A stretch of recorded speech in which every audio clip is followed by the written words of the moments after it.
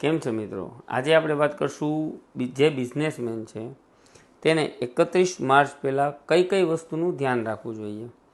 તો સૌ પ્રથમ તેને પોતે ટેક્સ પ્લાનિંગ કરી લેવો જોઈએ કે જો પોતાનો ટેક્સ 10,000થી ઉપર આવે છે તો એડવાન્સ ટેક્સ 15 માર્ચ તેમની લાસ્ટ ડેટ હોય છે, પણ 31 તારીખ પહેલાં પણ તમે જો ટેક્સ પેડ કરો છો તે એડવાન્સ ટેક્સના દાયરામાં જ આવે છે. તો એડિશનલ ઇન્ટરેસ્ટથી બચવા માટે તમારો ટેક્સ જો 10,000 ઉપર છે તો એડવાન્સ ટેક્સનો ચોથો હપ્તો 15 માર્ચે હોય છે, તો ત્યારે તે ભરી નાખવો જોઈએ. બીજી વસ્તુ, કોઈ એક્સપોર્ટ કરો છો વિધાઉટ ટેક્સ પેઇડ કર્યા વગર, જીએસટી પેઇડ કર્યા વગર, તો એલયુટી નંબર તમારે એની એપ્લિકેશન આપી દેવી જોઈએ, કારણ કે તે માર્ચ મહિના પહેલાં આપવાની હોય છે.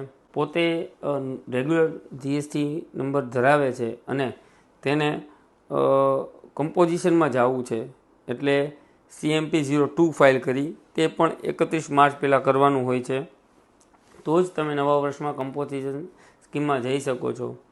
કોઈ રેગ્યુલર ટેક્સ પેયર છે જીએસટીમાં અને તેને ક્વાર્ટરલી રિટર્ન ફાઇલ કરવા છે તો તેના માટે પણ તેને માર્ચ મહિના પહેલાં તે એપ્લિકેશન કરવાની હોય છે, પછી 1 એપ્રિલ પછીથી તે ક્વાર્ટરલી રિટર્ન ફાઇલ કરી શકે. આવા ઘણા ખરા નાના માર્ચ મહિનામાં નિર્ણયો લેવાના હોય છે. જો પોતે જ ડિસિઝન લેતા હોય છે, કોઈની કન્સલ્ટિંગ નથી લેતા, તો પોતે આ બધી વસ્તુનું ધ્યાન રાખી અને એપ્લિકેબલ કરી નાખે જે વસ્તુ તેમને એપ્લિકેબલ થતી હોય.